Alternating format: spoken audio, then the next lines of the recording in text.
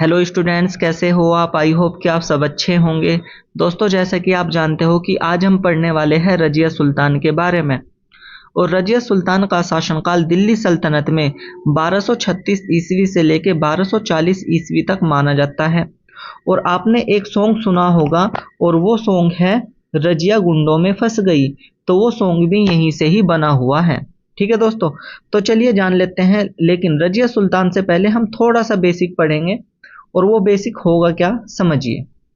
जैसा कि आप जानते हो कि हम पढ़ रहे हैं मध्यकालीन भारत का इतिहास। और मध्यकालीन भारत के इतिहास में भी हमने स्टार्ट कर रखा है दिल्ली सल्तनत। और दिल्ली सल्तनत का शासनकाल 1206 ईस्वी से लेके 1526 ईस्वी तक माना जाता है। लेकिन बच्चों का यहाँ पे कंफ्यूजन ये रहता है कि दिल्ली सल्तनत का शासनकाल 1206 ईस्वी से ही क्यों माना जाता है और 1526 ईस्वी तक ही क्यों माना जाता है। तो दोस्तों, मैं सबसे पहले आपको इसके लिए थोड़ा सा बेसिक बता देता हूँ मोहम्मद गोरी के बारे में। तो समझिए, मोहम्मद गोरी की 1206 ईस्वी में हो जाती है मृत्यु। और मोहम्मद गोरी का ही एक गुलाम हुआ करता था जिसका नाम था कुतुबुद्दीन ऐबक। और इस कुतुबुद्दीन ऐबक को मोहम्मद गोरी के द्वारा दिल्ली वाला एरिया दिया जाता है। और जैसे ही 1206 ईस्वी में मोहम्मद गोरी की मृत्यु हो जाती है, उसी समय कुतुबुद्दीन ऐबक के द्वारा दिल्ली में एक नए वंश की स्थापना की जाती है जिसे बोला जाता है गुलाम वंश। और गुलाम वंश की स्थापना की जाती है कुतुबुद्दीन ऐबक के द्वारा 1206 ईस्वी में।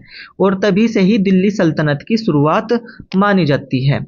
हालांकि जो गुलाम वंश है वो 1206 ईस्वी से लेकर 1290 ईस्वी तक माना जाता है। लेकिन मेन पॉइंट यह है कि 1526 ईस्वी तक दिल्ली सल्तनत का शासनकाल क्यों माना जाता है। तो आपका आंसर होगा, और आप सभी अच्छे से जानते हो कि 1526 ईस्वी में पानीपत का प्रथम युद्ध होता है। और पानीपत का प्रथम युद्ध जो है वो बाबर के बीच में और इब्राहिम लोदी के बीच में होता है। और बाबर के द्वारा इब्राहिम लोदी को पराजित करके इब्राहिम लोदी की युद्ध स्थल में ही हत्या कर दी जाती है। और वहीं पे ही दिल्ली सल्तनत का अंत हो जाता है, क्योंकि जो इब्राहिम लोदी है वो दिल्ली सल्तनत का अंतिम सुल्तान माना जाता है। ठीक है दोस्तों, और वहीं पे ही क्या हो जाता है, 1526 ईस्वी में ही दिल्ली सल्तनत का अंत हो जाता है और एक नए वंश की स्थापना हो जाती है जिसे बोला जाता है मुगल साम्राज्य। मुगल साम्राज्य को हम पढ़ेंगे दिल्ली सल्तनत को खत्म करने के बाद। तो देखिए, दिल्ली सल्तनत में पहला वंश आ गया गुलाम वंश, जिसका संस्थापक माना जाता है किसको, तो इसका संस्थापक माना जाता है कुतुबुद्दीन ऐबक को। और कुतुबुद्दीन ऐबक जो है वो दिल्ली सल्तनत में मात्र 4 साल तक शासन करता है, 1206 ईस्वी से लेकर 1210 ईस्वी तक। और जैसे ही कुतुबुद्दीन ऐबक की 1210 ईस्वी में चौगान खेलते समय मृत्यु हो जाती है, उसी समय में कुतुबुद्दीन ऐबक का एक उत्तराधिकारी बन के आता है जिसका नाम था आराम शाह। और ये जो आराम शाह था, ये आराम ही करता रह जाता है, मतलब कि ये कुछ ही दिनों तक शासन करता है। और फिर इल्तुतमिश और आराम शाह के बीच में 1211 ईस्वी में एक युद्ध होता है जिसे बोला जाता है जूड़ का युद्ध। और इस जूड़ के युद्ध में आराम शाह को पराजित कर देता है इल्तुतमिश, और गुलाम वंश का अगला संस्थापक या फिर अगला शासक बन जाता है, अगला सुल्तान बन जाता है, जो कि था इल्तुतमिश। तो कुतुबुद्दीन ऐबक के द्वारा बनता है आराम शाह सुल्तान। और आराम शाह के बाद इल्तुतमिश दिल्ली सल्तनत का सुल्तान बन जाता है, जिसका शासनकाल 1211 ईस्वी से लेकर 1236 ईस्वी तक माना जाता है। और इस इल्तुतमिश की ही पुत्री हुआ करती थी कौन, रजिया सुल्तान। और रजिया सुल्तान का जो शासनकाल है वो 1236 ईस्वी से लेकर 1240 ईस्वी तक माना जाता है। तो रजिया सुल्तान दिल्ली सल्तनत में मात्र 4 साल तक ही शासन करती है। चलिए इसको पढ़ लेते हैं थोड़ा सा और। जैसे कि मैंने अभी आपको बताया है कि रजिया सुल्तान का शासनकाल जो है दिल्ली सल्तनत में 1236 से लेकर 1240 ईस्वी तक माना जाता है। और रजिया सुल्तान जो है वो इल्तुतमिश की ही पुत्री हुआ करती थी। और इल्तुतमिश अपनी मृत्यु से पहले अपना उत्तराधिकारी बनाया अपनी पुत्री रजिया को। लेकिन जैसे ही 1236 ईस्वी में इल्तुतमिश की मृत्यु हो जाती है, उसी समय रजिया का बड़ा भाई रुकनुद्दीन फिरोज शाह दिल्ली का अगला सुल्तान बन जाता है। हालांकि इल्तुतमिश ने तो अपनी पुत्री को अपना उत्तराधिकारी चुना था, लेकिन रुकनुद्दीन फिरोज शाह दिल्ली का अगला सुल्तान बन जाता है। और जैसे ही इस बात की खबर लगती है रजिया को, तभी रजिया दिल्ली की जनता के साथ मिलकर इस अपने बड़े भाई रुकनुद्दीन फिरोज शाह की हत्या करवा देती है और दिल्ली की अगली सुल्तान बन जाती है, जो कि कहलाती है रजिया सुल्तान। और रजिया सुल्तान जो है वो दिल्ली सल्तनत में पहली और आखिरी एकमात्र महिला शासक थी। जैसा यहाँ पे लिखा हुआ है, ये दिल्ली सल्तनत में पहली और आखिरी एकमात्र महिला शासक थी।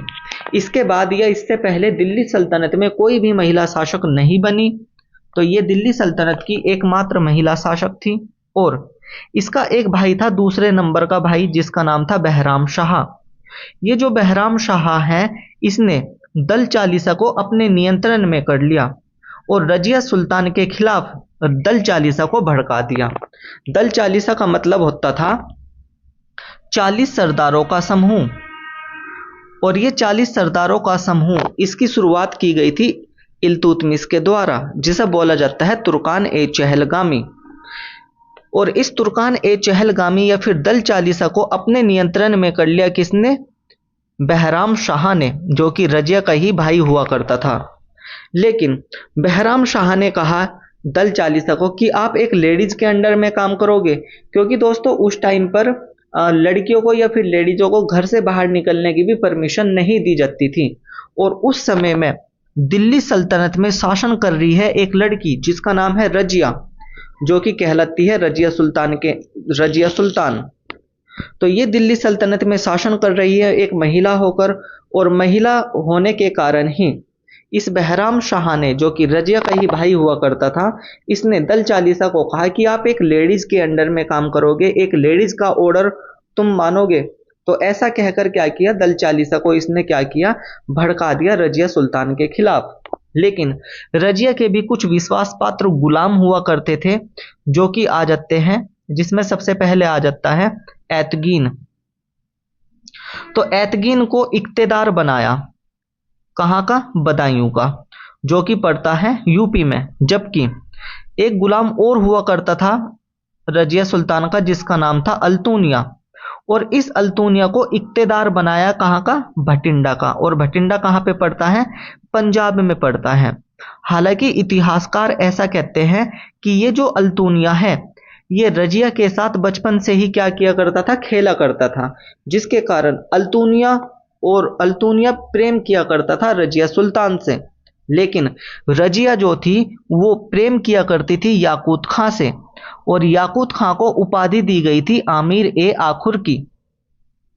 तो दोस्तों समझिए, जो रजिया है वो प्रेम किससे कर रही है? याकूत खां से। याकूत खां भी एक गुलाम हुआ करता था रजिया का। लेकिन अल्तुनिया जो है वो प्रेम किया करता था किससे? रजिया से। और यहाँ पे इतिहासकार ऐसा कहते हैं कि जो रजिया सुल्तान है, इसका अपने गुलाम याकूत खां से प्रेम करना ही रजिया सुल्तान के पतन का कारण माना जाता है। क्योंकि दोस्तों एक दिल्ली की सुल्तान है और एक उसका गुलाम है जिससे वो प्रेम कर रही है, जिसका नाम है याकूत खां। तो जिसके कारण रजिया सुल्तान का पतन होता है। और जैसे ही इस बात की खबर मिलती है अल्तुनिया को, तो अल्तुनिया का विद्रोह होता है 1240 ईस्वी में। तो समझिए दोस्तों, एक बार और समझिए, क्योंकि यहां से क्वेश्चन ऐसे पूछा जाता है कि याकूत खां को कौन सी उपाधि दी गई थी रजिया सुल्तान के द्वारा? याकूत खां को कौन सी उपाधि दी गई थी? तो आपका आंसर होना चाहिए आमिर ए आखुर की उपाधि दी गई थी याकूत खां को। और याकूत खां जो था वो गुलाम था किसका? रजिया का। रजिया का गुलाम होने के बाद भी रजिया प्रेम किया करती थी याकूत खां से, जबकि ये जो अल्तुनिया है ये प्रेम किया करता था रजिया सुल्तान से। और जैसे ही अल्तुनिया को इस बात की खबर मिलती है कि रजिया जो है वो याकूत खां से प्रेम करती है, तभी अल्तुनिया का एक विद्रोह होता है जो कि 1240 ईस्वी में होता है। और इस विद्रोह में अल्तूनिया जो है वो इस याकूत खां को पराजित कर देता है, और याकूत खां को पराजित करने के बाद याकूत खां की कर देता है हत्या, और रजिया को कर लेता है कैद। और फिर रजिया के सामने कुछ शर्तें रखी जाती है, तो उसे हम देख लेते हैं नेक्स्ट पेज पे। देखिए यहाँ पे मैंने लिख रखा है कि 1240 ईस्वी में अल्तूनिया का विद्रोह होता है, और इस विद्रोह के दौरान अल्तूनिया ने याकूत खां को पराजित करके उसकी हत्या कर दी और रजिया को कैद कर लिया। और रजिया के सामने दो शर्त रखी, एक शर्त थी विवाह की, जबकि दूसरी जो शर्त थी वो थी दिल्ली सल्तनत में जो कुर्सी थी, दिल्ली सल्तनत की जो कुर्सी थी वो अल्तूनिया को दे दी जाए। लेकिन रजिया सुल्तान तो बहुत ज़्यादा तेज थी, हालांकि अल्तूनिया का दोनों तरफ से फायदा था। अगर रजिया सुल्तान उससे विवाह करती है तब भी वो दिल्ली का सुल्तान बन जाता है अल्तूनिया, या फिर इनडायरेक्टली अगर वो कुर्सी दे देती है दिल्ली की तो भी अल्तूनिया क्या बन जाता है, सुल्तान बन जाता है। तो सुल्तान बन रहा था दोनों ओर से कौन, अल्तूनिया। लेकिन रजिया सुल्तान जो थी वो भी क्या थी, बहुत ज्यादा तेज थी। उसने क्या सोचा कि उसके प्रेमी जिसका नाम था याकूत खां, उसकी तो मृत्यु हो गई है, तो रजिया सुल्तान जो है वो अल्तूनिया के साथ जो विवाह का जो प्रस्ताव था उसको अपना लेती है, उसको स्वीकार कर लेती है। और इसके बाद जैसे ही ये दिल्ली की ओर बढ़ रहे थे, तो दिल्ली की ओर बढ़ने पर ये एक जगह विश्राम कर रहे थे कैथल में। और कैथल में जब ये विश्राम कर रहे थे तो बहराम शाह और बहराम शाह के सैनिकों के द्वारा रजिया सुल्तान के रजिया सुल्तान जहां पे विश्राम कर रही थी उसको चारों ओर से घेर लिया जाता है। और चारों ओर से घेरने के बाद रजिया सुल्तान की कर दी जाती है हत्या, और रजिया सुल्तान के साथ साथ अल्तूनिया को भी मार दिया जाता है। और यहीं से ही सॉन्ग बनता है रजिया गुंडों में फंस गई। तो दोस्तों जैसे कि मैंने अभी आपको बताया कि 1240 ईस्वी में बहराम शाह के द्वारा रजिया सुल्तान को चारों ओर से घेर लिया जाता है, और बहराम शाह और उसके सैनिकों के द्वारा रजिया सुल्तान और अल्तूनिया की हत्या कर दी जाती है। और यहीं पर ही रजिया सुल्तान का शासनकाल खत्म हो जाता है। जैसे कि यहाँ पे लिखा हुआ है कि 1240 में रजिया और अल्तून की हत्या करवा दी, कहाँ पे, कैथल में, जिसके कारण रजिया का जो मकबरा है वो भी कहाँ पे है, कैथल में ही है। लेकिन इसके बाद जैसे ही बहराम शाह के द्वारा अपनी बहन रजिया सुल्तान की हत्या करवा दी जाती है, तभी बहराम शाह दिल्ली सल्तनत का अगला सुल्तान बन जाता है, और जिसका शासनकाल 1240 से लेकर 1242 ईस्वी तक रहता है। मात्र 2 साल तक शासन करने के लिए इसने अपनी बहन रजिया की हत्या करवा दी, और इसने एक नए पद की स्थापना की, और उस पद का नाम था नायाब ए मुमलकात। और नायाब ए मुमलकात जो पद है वो दिया गया था किसको, ऐतगीन को। और आप अच्छे से जानते हो कि जो ऐतगीन है वो एक विश्वास पात्र गुलाम हुआ करता था रजिया का। लेकिन रजिया की हत्या करवाने में ऐतगीन की भी महत्वपूर्ण भूमिका रही, बहराम शाह का इसने भी साथ दिया।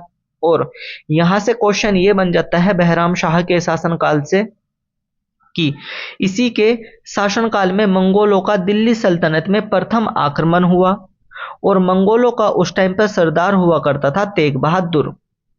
तो दोस्तों आपको यहाँ पे याद ये रखना है कि बहराम शाह के शासनकाल में ही मंगोलों का दिल्ली सल्तनत पर प्रथम आक्रमण हुआ, और उस टाइम पे मंगोलों का शासक हुआ करता था तेग बहादुर।